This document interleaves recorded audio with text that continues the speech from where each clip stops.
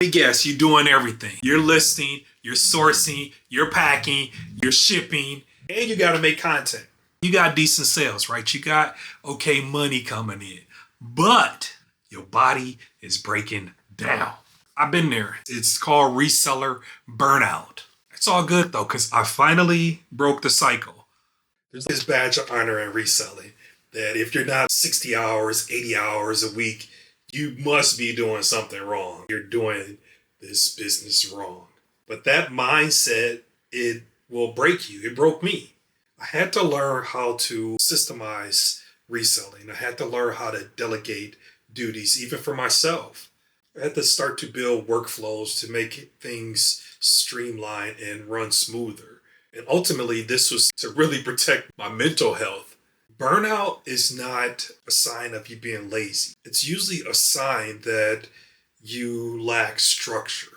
A lot of resellers build around sales. You're checking, that's the first thing you're listening for is that notification that you got a sale. If you have an antique booth, first thing you're checking is what were my sales for the month. A lot of people, that's what they post is their sales for the week or their sales for the month. That's not where you want to start to build your foundation. Is on the sales. We know everybody needs money. We all need money to live. We need money to pay our bills. But I think it's a lot smarter to start your journey with building real systems around what it is that you're trying to do. How do you continuously get your items to source? What platforms are you going to sell on? What payment methods are you going to accept? What days are you going to have your business open? This is just a sampling of some of the things that you should be thinking about to package together in a system or a structure for you, even down to what days are you actually doing certain things? What things are you trying to get done in those days? This is me just giving you a little bit of blueprint ahead of what most people are going to think about, because the first thing everybody thinks about is sales. But I'm telling you straight up, if you take and focus on these other things and build your system first, the sales will come and they're going to come consistently, and you risk less chance of burnout because you actually have a structure, you have a plan, you have a system in place that all you're doing is following the system. And you know that if you follow all these steps in the system, you will get to sales.